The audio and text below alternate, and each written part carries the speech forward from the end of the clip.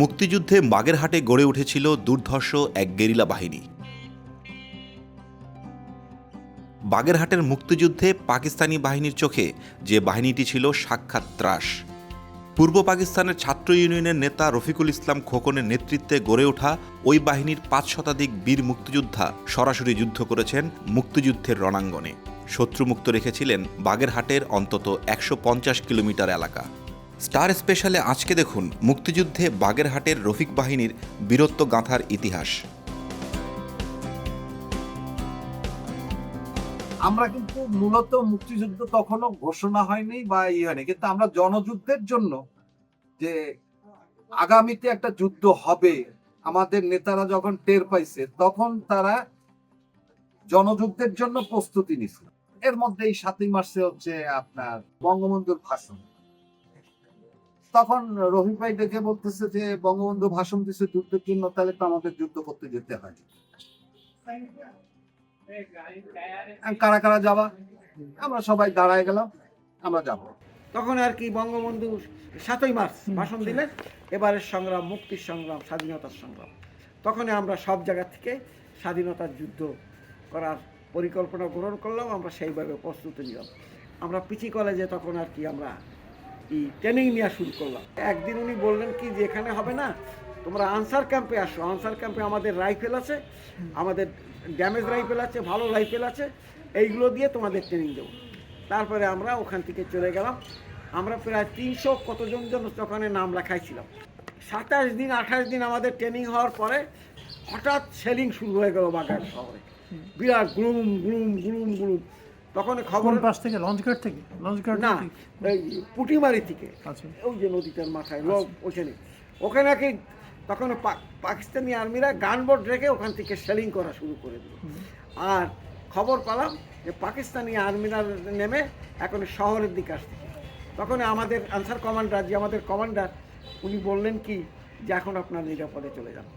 নিরাপদ কোথায়? নিরাপদ নদীর উপর চলে যান, এখানে আর থাকবেন না, কারণ ওরা এসে মানুষ মারবে এবং অত্যাচার করবে, মেসাকার করবে। ঠিক ঘটনাও ঠিক তাই করলো। নাগের বাজার গান পাউডার দিয়ে এলাকা পোড়ায় সারখার করে দিয়ে ওরা সন্ধ্যার দিকে চলে গেল। তখন আমরা নদীর উপর থেকে খবর পেলাম কিরা কোথায় আছে, ফিরে আসলাম, এসে দেখতে লাগলাম, পরের দিন ঘুরতে লাগলাম কীরকম অত্যাচার হয়েছে। এই আর কি। তখন আর কি রফিকুল ইসলাম খোকন বললো যে এইভাবে আর চলে না, আমরা একটা ক্যাম্প খুলব এবং ক্যাম্পটা নিরাপদের স্থান কোথায়? তিনি বললেন যে আমার বাড়ির কাছে চিরুলিয়া বিষ্ণুপুর স্কুল, চিরুলিয়া বিষ্ণুপুর স্কুলে আমরা ক্যাম্প খুলব, এবং উনি একটা ক্যাম্প খুললেন। প্রথম পর্যায়ে মুক্তিযোদ্ধা আসাদের সংগৃহীত একটি রিভলভারই ছিল রফিক বাহিনীর প্রথম ও একমাত্র অস্ত্র। নিজের হাতঘড়ির বিনিময়ে জনৈক লোক থেকে রিভলভারটি সংগ্রহ করেছিলেন বীর মুক্তিযোদ্ধা আসাদ। আমরা রিভলভারটা পাওয়ার পর রিভলভারটা নিয়ে কি করা যায়? কোনো গুলি নাই, কিন্তু মানে এই রিভলভারটা পাইছিল কিভাবে সেই ইতিহাসটুকু আপনাকে না বললে আপনি পাবেন। আসাদ ভাই মোরগঞ্জ বাড়ি তেলিগাতি ইউনিয়নে, উনি ওইখান থেকে হেঁটে আসতেছেন, খেওয়া পাড়াচ্ছেন। তখন ওই তো টলারে খেওয়া, তো খেওয়া পাড়ালি, তখন উঠে দেয় ওই ছেলেটার হাতে একটা রিভলভার। তুই এটাতে কি করবি? তুই তো পুলিশ ধরবে, আনতেন। তাকে এটা ব্যস্ত। আসাদ ভাইয়ের কাছে টাকা নাই, তখন স্টুডেন্ট মানুষ, তো টাকা নাই, তো ওই হাতের ঘড়ি খুলে, ঘড়ির দাম ছিল, ঘড়ি 20-22-25 টাকা, তখন মেলা টাকা। তো ঘড়িটা খুলে তারে দিছে, রিভলভারটা নিয়ে আসছে। আমরা এই গুলি কালেক্ট করি হচ্ছে, এখন ফাঁসির অর্ডার এসে আকরাম আছে না, তার বাপের কাছ থেকে, মানে আকরামের কাছ থেকে তার বাপের গুলি, 38 ক্যালিবারের গুলি। আমরা 3 বাক্স গুলি ওর কাছ থেকে পাই, এতটুক করে বাক্স, ওতে 50টা করে গুলি থাকে, 3 বাক্স 150 গুলি। এপ্রিল মাসের শেষ দিকে নানাভাবে অস্ত্র সংগ্রহ করতে শুরু করেন রফিক বাহিনীর মুক্তিযোদ্ধারা। 27 এপ্রিল রফিকুল ইসলামের নেতৃত্বে কয়েকজন মুক্তিযোদ্ধা শহরের বিভিন্ন স্থানে টহলরত পুলিশ ও আনসার সদস্যদের থেকে 7টি রাইফেল ছিনিয়ে নেন। আমরা যখন প্রথম রাইফেল কালেক্ট করি হচ্ছে বিনা গুলিতে, এই এসে কল্লোল ঢাকাতে একটা জিপ গাড়ি নিয়ে আসছে। ও আসছে ওই জিপ গাড়ি নিয়ে, তালা মানে তার ছিঁড়ে আসলে, এটা বাগেরহাটে জিপ গাড়িটা আমাদের কাছে ছিল, তখন এই জিপ গাড়ি নিয়ে এসে আপনার এই যে মোড়ে যে মসজিদটা, ওই মসজিদের ওইখানে তখন 3 জন আনসার আর 2 জন পুলিশ ডিউটি করতেছে। জিপতে লাফ দিয়ে রিভলভার চেপে ধরে আর্মস 5টা কালেক্ট করে নিয়ে গেছে। এখন জিপ আর স্টার্ট হচ্ছে না। ওখানে ছিল রফিক ভাই, নোমা, আসাদ আর নোমার ভাই এটা মারা গেছে, ও ছিল, আর মনে হয় শঙ্কর ছিল, আর কল্লোল ছিল। এখন স্টার্ট হচ্ছে না, তাহলে কি হবে? তখন ওই রেল লাইন ধরে সোজা নুরুল আমিন স্কুলের দিকে, মানে যেটা এখন fire brigade, police line, Nurul Amin school, ওই দিকে দৌড়ানো শুরু করলো। এখন নুরুল আমিন স্কুলের সামনে যেটা 2 পুলিশ চেয়ারে বসে ঝিমোচ্ছে 2টো রাইফেল। রহিম ভাই বলতেছে তাহলে এ দুটো থুয়ে যায় কেন? রাইফেল সাইফেল ধরলে রাইফেল দিয়ে দিছে। এখন এতে গুলি হচ্ছে আপনার 5 রাউন্ড করে আছে, ওই ম্যাগাজিনে 5 রাউন্ড গুলি, আর কোনো এক্সট্রা কোনো গুলি নেই। আমরা চেক টেক করে দেখেছি। আর একটা টিনের বাক্স ছিল এদের কাছে, ওই বাক্স পিটাচ্ছে আর বলতেছে 144 দ্বারা জারি, 144 দ্বারা জারি। হ্যাঁ, এই অবস্থায় হচ্ছে আমাদের কালেক্ট হচ্ছে 7টা রাইফেল। 25 এপ্রিল বাগেরহাট শহর ছেড়ে নদীর ওপারে চিরুলিয়া বিষ্ণুপুরে চলে যান রফিক বাহিনীর মুক্তিযোদ্ধারা। এক পর্যায়ে তারা চিরুলিয়া স্কুলে ক্যাম্প গড়ে তোলেন। এই 8-10 জন আমরা গেছি রফিক ভাইয়ের নেতৃত্বে, যে আমরা চিরুলিয়া না, প্রথমে কেষ্ট ডাক্তারের বাড়ি, কেষ্টগো বাড়িতে আমরা উঠি, ওখানে ক্যাম্প করি। ক্যাম্প করে তারপরে রফিক ভাই সিদ্ধান্ত নিল যে চিরুলিয়া স্কুলের গার্লস হোস্টেল, গার্লস করছি হোস্টেলে আমরা ক্যাম্প করলাম। ক্যাম্প করার কারণে আস্তে আস্তে মানুষ জড়ো হচ্ছে। চিন্তা ভাবনা করলাম ওরে অস্ত্র তো দরকার, খালি তো এলি হবে না। ওরা তো এইভাবে আস্তে আস্তে কয়েকদিন গেল পার হয়ে, একটু পরিস্থিতি নীতি কী দেখি করা যায়। তখন এখন অস্ত্র তো নেই।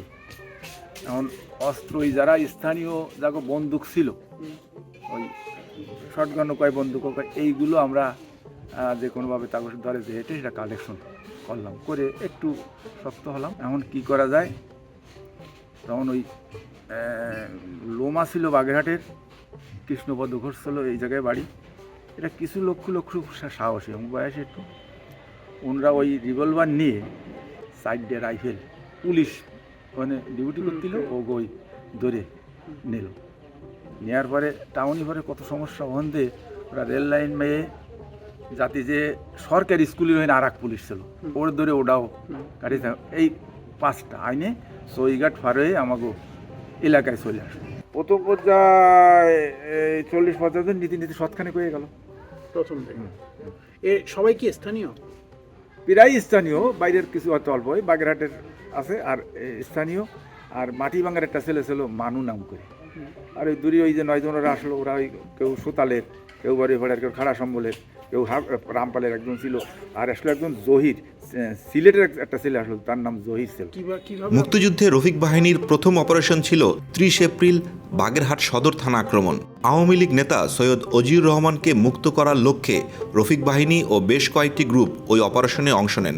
আমাদের প্রথম যুদ্ধ হচ্ছে বাগেরহাটের আওয়ামী লীগের তৎকালীন সেক্রেটারি ছিল অজিউর রহমান স্যার, উনি শিক্ষকতা করতেন। তো উনি আমাদের ক্যাম্পে গেছিলেন যখন যুদ্ধ আরম্ভ হয়। তখন গেলে পর উনি, আমরা নিষেধ করছি যে আপনি জেন, তো আপনি এখানে থাকেন, এখান থেকে আপনারা ইন্ডিয়া পাঠাই দিন। তা উনি শোনেননি, ওনারে এসে পাকিস্তান আর্মির পুলিশ ধরে নিয়ে। কোথা থেকে? বাগেরহাট বাসা থেকে। তখন আমরা থানার সঙ্গে যোগাযোগ করি। যোগাযোগ করলে এর মধ্যে আমাদের টুকুভাইয়ের সঙ্গে আমাদের একটা মিটিং চলতেছে প্রায় 15-20 দিন ধরে। টুকুভাইয়ের ট্রেজারি লুট করবে, আমরা থানা অ্যাটাক করব। এই হচ্ছে আমাদের জীবনের প্রথম যুদ্ধ, মানে রাইফেল চালানো বা এই করা। হ্যাঁ, তখন আপনার আমরা থানার সঙ্গে যোগাযোগ করলাম। তো ওসি বললো যে আমি সন্ধ্যা পর্যন্ত আপনার অজিয়রের থানায় রেখে দেবো। আমাদের ইনফরমেশন ঠিক ছিল, ওসি কি অবাঙালি নাকি বাঙালি? বাঙালি। আমাদের ইনফরমেশন মানে প্রথম দিকে ঠিক ছিল, পরে পাল্টে গেছে, কারণ সন্ধ্যার দিকে মানে 5টার দিকে আপনার পাঞ্জাবি মিলিটারি এসে অজিয়রে জেলখানায় নিয়ে গেছে। রফিক বাহিনীর গুরুত্বপূর্ণ যুদ্ধগুলোর একটি ছিল কচুয়া থানার যুদ্ধ। কিছুদিন পরে ভারত থেকে ট্রেনিং দিয়ে 9 জন লোক আসলো মুক্তিযোদ্ধা। তারা আসলি, তার মধ্যে আসলো ওই মারা গেছে বিজয় পাল, ওই আপনার বিজয় পাল ফতেপুর বাড়ি, তারপরে গৌরঙ্গ, তারপরে কমলেশ, তারপরে মান্নান, তারপরে হাবিব, জিতেন পাল এখনও আছে খাড়া সম্বল বাড়ি, জিতেন পাল, এরম করে আর কি 9 জন আসলে ওরা এসএলআর নিয়ে আসলো, 3-4 এসএলআর নিয়ে আসলো ভারতের, আর একটা মেশিন গান নিয়ে আসলো। ওইটি আমরা পেয়ে শক্ত হয়ে কচুয়া থানা অ্যাটাক করলাম। কচুয়া থানা অ্যাটাক করে ওই কচুয়া থানার অস্ত্রপাতি সব আমরা আনতে সক্ষম হলাম। কচুয়া থানা আপনারা কিভাবে অ্যাটাক করলেন এটা একটু বলেন তো। কচুয়া থানা আমরা ও জায়গায় আমাদের স্পাই থাকতো, খোঁজাখোঁজ নিলাম, নিয়ে খোঁজাখোঁজ নিয়ে খোঁজ করে 4 দর দিয়ে অ্যাটাক হলো, কিন্তু 2 দর দিয়ে গুলিগুল্লা করা হলো না, আর 2 দর দিয়ে করা হলো। বরাবর তো করতে তো আর টিকতে পারলো না, কারণ অস্ত্র আমার কাছে অনেক রয়েছে। সেই সময় ওরা স্যালেন্ডার করলো, করলে অস্ত্র দিয়ে দিল, মার ধরে আমরা কিছু কল কেউ সাথে, আমার শুধু অস্ত্রই নিই আমরা। কিরকম অস্ত্র পাইছেন ওখানে আপনার তা 16-18টা নিয়ে আসলাম। বিভিন্ন থানা ও রাজাকার ক্যাম্প থেকে অস্ত্র সংগ্রহের পাশাপাশি দেশীয় পদ্ধতিতে অস্ত্র ও গোলাবারুদও তৈরি করেছিলেন রফিক বাহিনীর মুক্তিযোদ্ধারা। আমরা বিভিন্ন অস্ত্রপাতি তৈরি করতাম। অস্ত্রপাতি বলতে বোম, তারপরে আমরা ওই যে টেলিফোনের গোড়ায় একটা কালো মতন পাইপ আছে চিকুন, ওটাতে কামানো বানাইছিলাম। এই যে কামাখ্যা বাবুর বিল্ডিংয়ে তখন রাজাকাররা থাকতো, ওখানে আমরা সেলিং করছিলাম নিজেদের তৈরি। মুক্তিযুদ্ধকালীন সময়ে পাকিস্তানি বাহিনীর বিরুদ্ধে 25টির বেশি যুদ্ধে অংশ নিয়েছিলেন রফিক বাহিনীর মুক্তিযোদ্ধারা।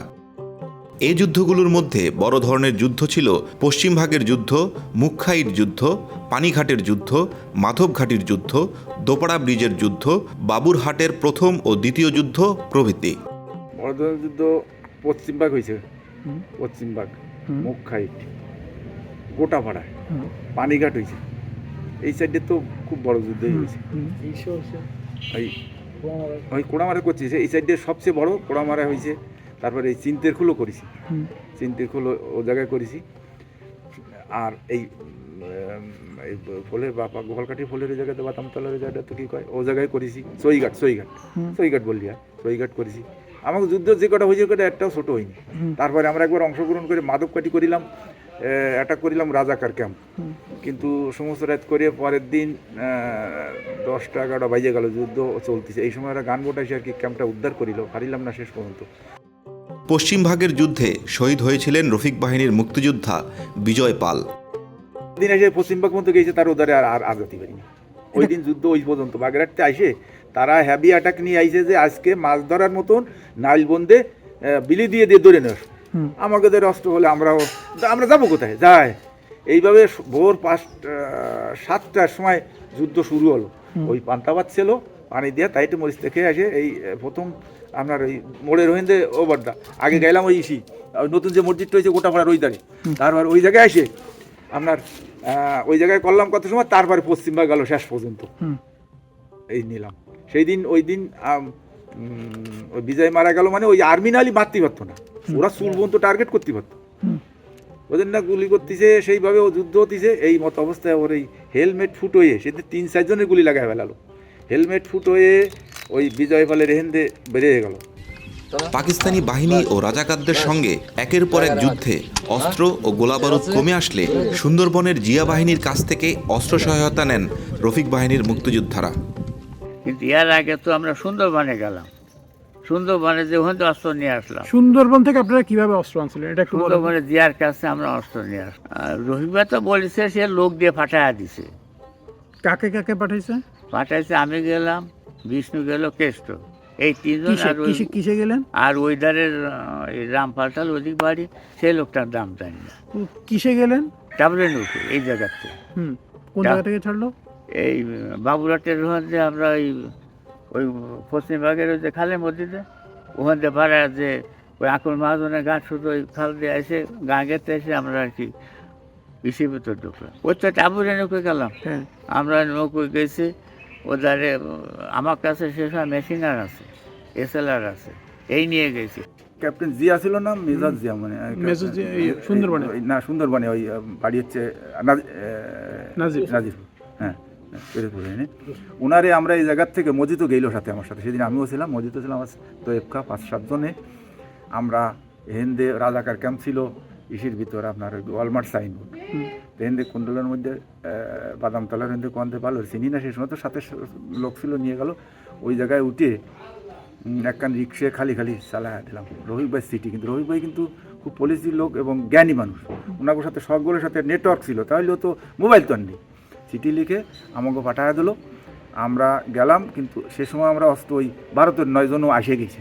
সে সময় কাটিস কুটিস এইভাবে এসএলআরটা লয়ে গেলাম, যে যদি কেউ জিজ্ঞেস করে যে কেডা, তাহলেও গুলি উঠতে হবে, এরকম অবস্থা। রাজাকার ক্যাম্পের মধ্যে যাচ্ছি, কিন্তু জাতি জাতি আমরা সাইনবোর্ড ফোন তো যেয়ে রাত শেষ হয়ে যায়, মানে সে ফোন তো পৌঁছানো কষ্ট।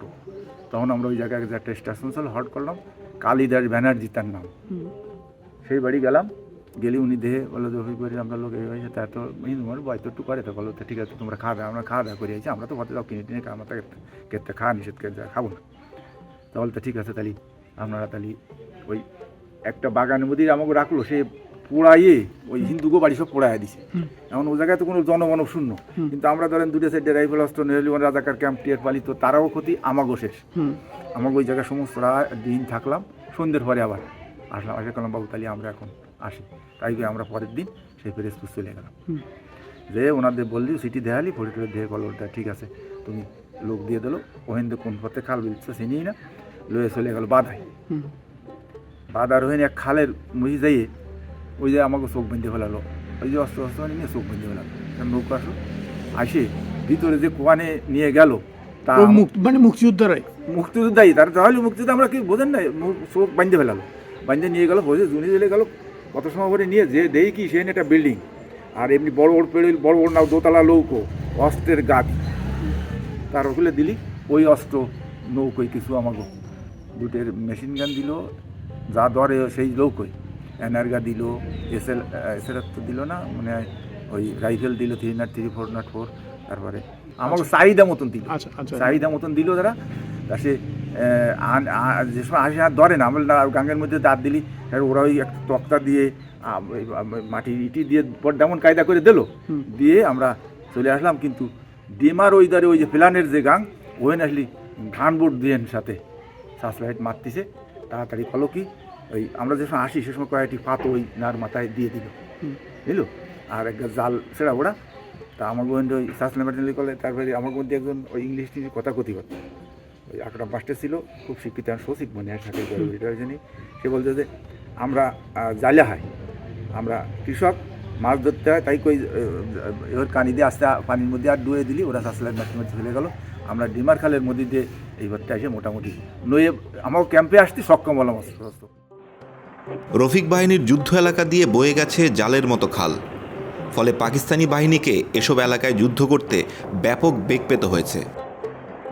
বিষ্ণুপুর এই অঞ্চলটা ছিল খালে খালে ভরা, তখন এই খালগুলো না আপনার বান্ধা হতো না, মানে ওয়াবদা ছিল না, খোলা ছিল, লবণাক্ত পানির একটা না, তখন মিষ্টি পানি, আচ্ছা, মানে তখন আমাদের এই নদীতে আপনার মিষ্টি পানি চলত। এখন এই জোয়ারের সময় সমস্ত এলাকায় ডুবে যায়, আবার ভাটার সময় জেগে যায়, ফলে মিলিটারিরা এখানে যে ওই কাদা প্যাকের জন্য খুব সুবিধা করতে পারতো না অপারেশনের। আর আমরা আগে থাকতে ইনফরমেশন পেয়ে যেতাম, কারণ আপনার কোনো লঞ্চ বা স্পিড বোট বা গেলেই আমাদের খেয়াঘাট থেকে, মণিগঞ্জ খেয়াঘাট থেকেই ইনফরমেশন চলে যেত।